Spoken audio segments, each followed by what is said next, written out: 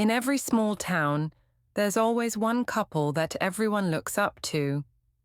For the people of Maplewood, that couple was George and Lillian Parker. Married for over 50 years, they were inseparable, always together at church, at the park, walking hand in hand through the farmers' market. To everyone, they were the definition of devotion. If I ever find a love like theirs, people would say, I'll consider my life complete. George, quiet and polite, always held the door for her.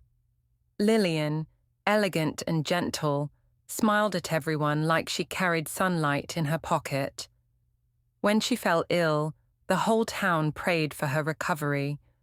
But time, as it always does, took her peacefully one autumn morning. The funeral was small but full of tears. George stood at the front, his head bowed, his hand clutching her wedding ring on a chain around his neck. She was my everything, he whispered, my reason for every day. After her passing, George grew quiet. His once tidy house turned cold and still, as if even the walls missed her laughter. Neighbors brought food, flowers, sympathy.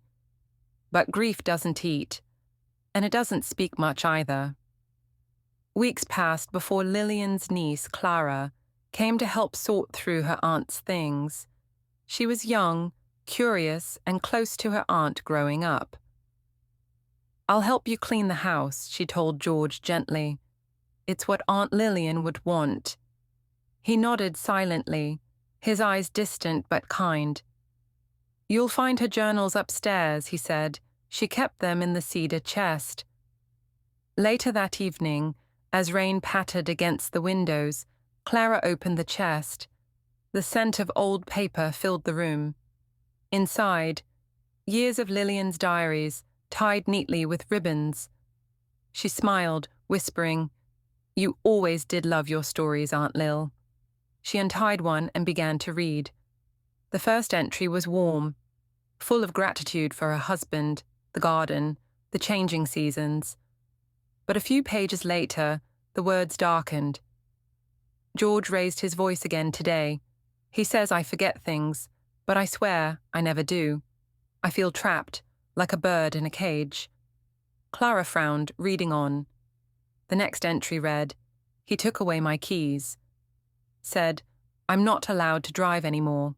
He doesn't trust me. Her heart sank.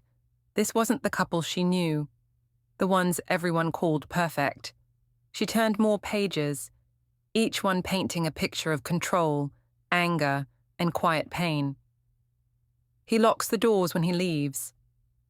He says it's for my safety, but I feel like a prisoner.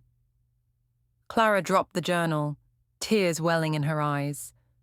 Could this gentle man, the one who held Lillian's hand for decades, have been cruel behind closed doors?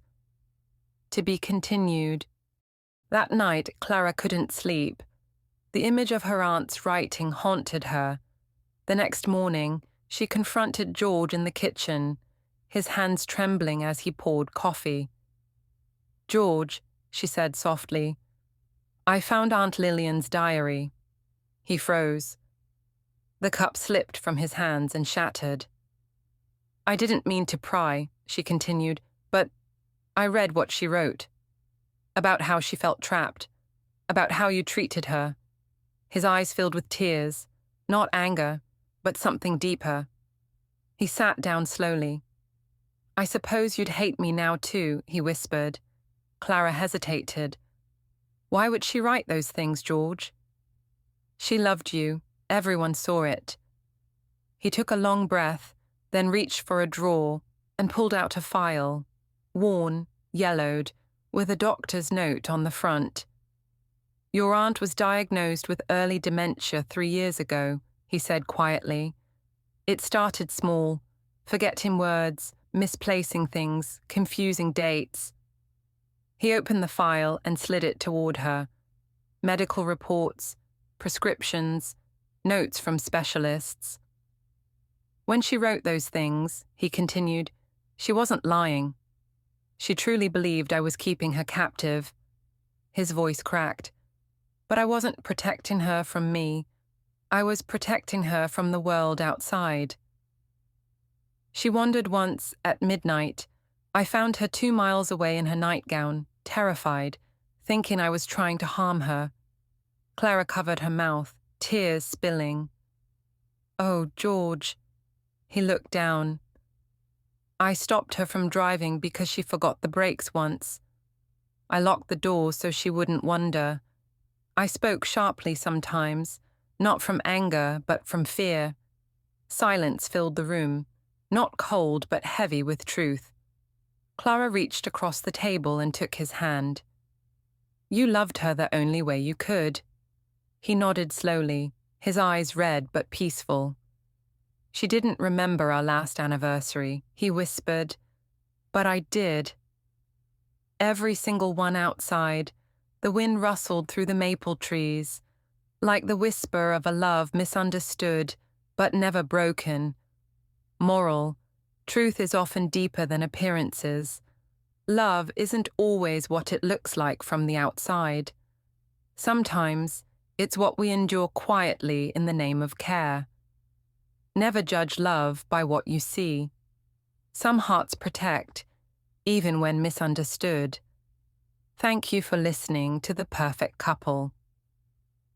Have you ever learned a truth that changed how you saw someone you loved? Share your story in the comments. It might help someone see with more compassion. Subscribe for more emotional, real-life stories about love, forgiveness, and the hidden truths behind human hearts. Until next time, be kind, be patient, and remember, appearances can deceive, but love never hides for long.